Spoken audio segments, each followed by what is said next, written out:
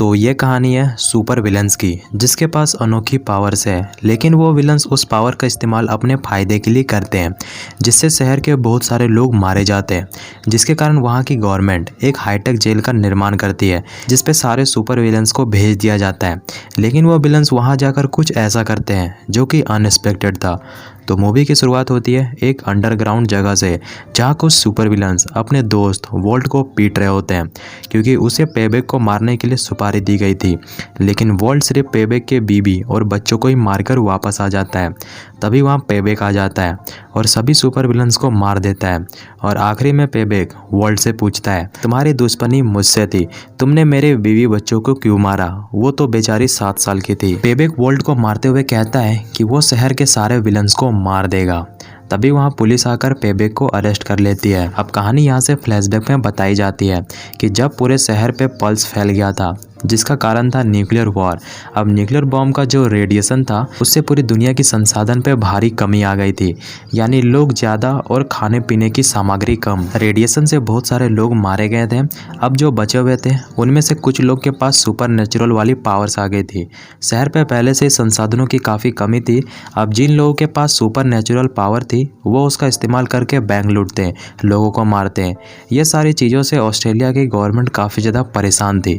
इसलिए वो एक ऐसी एडवांस जेल को बनाती है जहां देश के सारे खतरनाक सुपर विलन्स को उस हाईटेक जेल पे डाल दिया जाता है। दूसरी तरफ मीडिया वाले उस एडवांस जेल के सुपरवाइजर से पूछते हैं कि सुनने पे आया है कि आप जेल के अंदर कैदियों के ऊपर काफ़ी ज़्यादा अत्याचार करते हो। सुपरवाइजर कहता है कि जो इंसान है, मैं उसके साथ इंसानों जैसा पेश आता हूँ, लेकिन जो इंसानों के रूप में जानवर है, मैं उसका कुछ नहीं कर सकता। दूसरी तरफ पेबैक, जिसने अब तक शहर पे 50 से ज़्यादा सुपर विलन्स को मार दिया था, जिसके कारण उसे अब उस हाईटेक वाली जेल पे भेज दिया जाता है। दूसरी तरफ एडवांस जेल के अंदर पेबैक की एंट्री होती है, जहां पहुंचकर वो काफी ज्यादा खुश होता है, क्योंकि पेबैक को यहां पर और भी सुपर विलन्स को मारने का मौका मिलेगा। इन्हीं में से एक कैदी होता है जिसका नाम होता है डिएगो, जो कि बिल्कुल शरीफ और सीधा साधा था, जिसके पास लोगों के दुख दर्द को फील करने की ताकत थी। डिएगो की गलती बस इतनी थी कि वो बैंक से चोरी करते हुए पकड़ा गया था। अब इस जेल के अंदर जितने भी सुपर पावर वाले विलन्स थे, उनके पैर पे एक रिंग्स लगा हुआ था, ताकि वो अपनी पावर्स का इस्तेमाल ना कर सके। और वो रिंग्स सारे सुपर विलन्स को एक आम आदमी बनाए रखते हैं। पेबैक वहाँ खड़े ऑफिसर से बदतमीजी करने लगता है, तो ऑफिसर उसे इलेक्ट्रिक शॉक देकर कहता है, अपनी औकात पे रहो। तभी जेल का सुपरवाइजर कहता है कि मुझे जेल के अंदर कोई भी हंगामा नहीं चाहिए। अब कुछ देर बाद जब सारे कैदी ग्राउंड्स पे होते हैं, और यहाँ हर कैदी के पास अपनी अपनी पावर्स होती है, लेकिन उनके पैर पे रिंग्स होने के कारण वो अपनी पावर्स का इस्तेमाल नहीं कर सकते। पेबैक ग्राउंड पे एक डायमंड नाम के गैंगस्टर से मिलता है, जिसके भाई को कुछ दिन पहले पेबैक ने मार दिया था। पेबैक कहता है, अब तेरी बारी। दोनों के बीच खतरनाक वाली फाइट होती है। पेबैक डायमंड को काफी बुरी तरीके से घायल कर देता है। पेबैक उसे जान से मारता। पुलिस वाले पेबैक को पकड़कर पहले तो उसकी दम भर सुताई करते हैं, फिर दोनों को इलाज के लिए भेज दिया जाता है। दूसरी तरफ डिएगो एक कैदी गॉर्डन से मिलता है, जिसके पास इलेक्ट्रिक की पावर्स होती है। गॉर्डन डिएगो को जेल के सरवाइव करने की टिप्स बताता है कि फालतू किसी के मैटर पे नहीं पड़ना, अपने काम से काम रखना है। गॉर्डन बताता है कि वो इस जेल पे सबसे पहला कैदी है। डिएगो गॉर्डन से लोप नाम के खूंखार कैदी के बारे में पूछता है।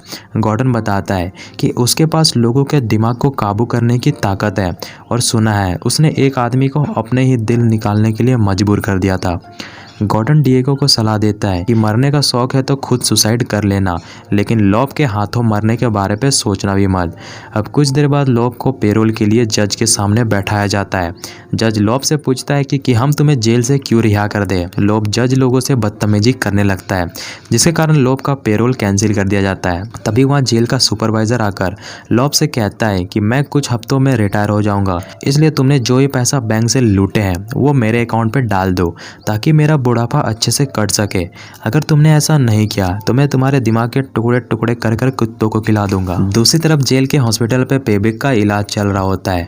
उन्हीं मरीज में से एक ऐसा मरीज होता है जिसका सर नहीं होता है, फिर भी वो जिंदा होता है। डॉक्टर ऑफिसर्स मोलारेसिस से पूछता है कि यह अपना सर फिर से रीजनरेट कर रहा है। तभी वहाँ डिएगो साफ सफाई के लिए रूम पे आ जाता है। मोरालेसिस डॉक्टर से कहती है, इस आदमी से दूर रहना। डिएगो के पास पावर होती है लोगों के फीलिंग्स को समझने की, लेकिन फिलहाल वो उस पावर का इस्तेमाल नहीं कर सकता। डिएगो उस डॉक्टर को पटाने की कोशिश करता है, लेकिन वो डॉक्टर बिल्कुल बोर हो जाती है और वो लॉप को चेकअप करने के लिए दूसरे रूम पे चली जाती है। तभी पेबेक की आंख खुल जाती है और वो सीधा लॉब के कमरे पे जाकर सबसे पहले डॉक्टर को बेहोश करता है, फिर टेबल पे पड़े स्टिक को उठाकर लॉब को जान से मारने ही वाला होता है। तभी वहाँ डिएगो आकर पेबेक को ऐसा करने से रोक लेता है।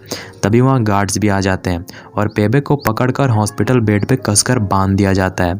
अब अगले दिन डिएगो जब खाना खा रहा होता है तभी जेल के सारे कैदी अपने खाने का कुछ हिस्सा डिएगो के टेबल पर रख देते हैं। डिएगो को समझ में नहीं आता कि यह क्या हो रहा है।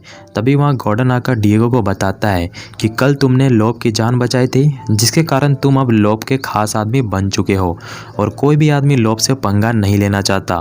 तुम बहुत जल्दी इस जेल पे राज करने वाले हो। तभी वहाँ लॉब का एक आदमी डिएगो के पास आकर कहता है कि बॉस ने तुम्हें बुलाया है। डिएगो जैसे ही लॉब के रूम के बाहर जाता है, लॉब कहता है कि तुमने मेरी जान बचाई, इसके लिए शुक्रिया। अगर तुम्हें जेल के अंदर कोई भी परेशान करे तो मुझे बता देना। दूसरी तरफ जेल के इंचार्ज सुपरवाइजर से पूछती है कि तुमने लॉब से डील की है कि अगर वो तुम्हें पैसे देगा तो तुम उसे आज़ाद कर दोगे। सुपरवाइजर फेलिसिया से कहता है कि मैं कुछ दिनों पे रिटायर होने वाला हूँ और अच्छा होगा कि तुम इस बात को राज का राज ही रखना, तुम्हारा प्रमोशन कर दूंगा। दूसरी तरफ गॉर्डन को पेरोल का दिन आ जाता है, जहाँ गॉर्डन के एग्रेसिव बिहेवियर के कारण उसका पेरोल को रिजेक्ट कर दिया जाता है। अब इस बात से गॉर्डन गुस्सा हो जाता है और वो अपने कुछ दोस्तों के साथ डिसाइड करता है कि वो इस जेल से भागेगा। तभी वहाँ गॉर्डन का एक दोस्त उसे कटर लाकर देता है, जिसकी मदद से गॉर्डन अपने रिंग्स को खोल देता है, जो उसे अपने पावर्स का इस्तेमाल करने से रोकती थी। गॉर्डन एक बिजली के तार को बॉडी पे अटैच करके खुद को चार्ज कर लेता है और सामने खड़े ऑफिसर को जोरदार बिजली का झटका देता है, जिससे ऑफिसर की वहीं मौत हो जाती है। साथ पे पूरी जेल की बिजली चली जाती है, जिससे सारी कैदी के रिंग्स डीएक्टिवेट हो जाते हैं और ग्राउंड पे सारे कैदी आपस में लड़ने लगते हैं। सुपरवाइजर जनरेटर को रीस्टार्ट करने का ऑर्डर देता है। जैसे ही जेल पे लाइट आती है, सारे कैदी को शॉक वेव दिया जाता है और उन्हें ले जाकर उनके सेल्स पे डाल दिया जाता है। तभी फेलिसियस बताती है कि गॉर्डन अपने सेल पे नहीं है। दूसरी तरफ गॉर्डन पुलिस वालों से बचते बचते जेल के हॉस्पिटल पे पहुंच जाता है। तभी ऑफिसर मोरालेसिस गॉर्डन को देखकर उसे जोरदार पंच मारती है। सुपरवाइजर मोरालेसिस को गॉर्डन को जान से मारने के लिए कहते हैं, क्योंकि उसी के वजह से जेल का माहौल खराब हुआ था। मोरालेसिस ना चाहते हुए भी उसे मार देती है। गॉर्डन की मौत की खबर न्यूज़ पे इस तरह बताई जाती है कि जेल पे अचानक से आग लग गई। गॉर्डन जान बचाने के लिए भाग रहा होता है और वो छत से गिर जाता है, जिससे उसकी मौत हो गई। अब सुपरवाइजर डिएगो को बुलाता है और पूछता है कि कहीं ये सब के पीछे तुम्हारा तो हाथ नहीं है, क्योंकि तुम गॉर्डन के साथ ही घूमते रहते थे। सुपरवाइजर डिएगो को एक टॉर्चर रूम दिखाता है और कहता है कि अगर मुझे मालूम पड़ा कि यह सब के पीछे तुम्हारा हाथ है तो तुम्हें इस टॉर्चर रूम पे डाल दूंगा, जहाँ का 1 घंटा तुम्हें 24 घंटे के बराबर लगेगा। डिएगो सारी बातें सुपरवाइजर को बता देता है। सुपरवाइजर को समझ पे आ जाता है कि यह बिल्कुल मासूम है। अब अगले दिन सभी कैदी को उनके घर से पार्सल आता है। किसी के पार्सल पे चिट्ठी होती है तो किसी के पार्सल में फैमिली फोटोज। लेकिन लॉब के पार्सल में एक हैकिंग टैबलेट मिलता है, जिसकी मदद से वो अपने टैबलेट में वायरस डाउनलोड कर लेता है, ताकि वो जेल के सिस्टम सॉफ्टवेयर में उसे इंस्टॉल करके जेल को मैनुअली कंट्रोल कर सके।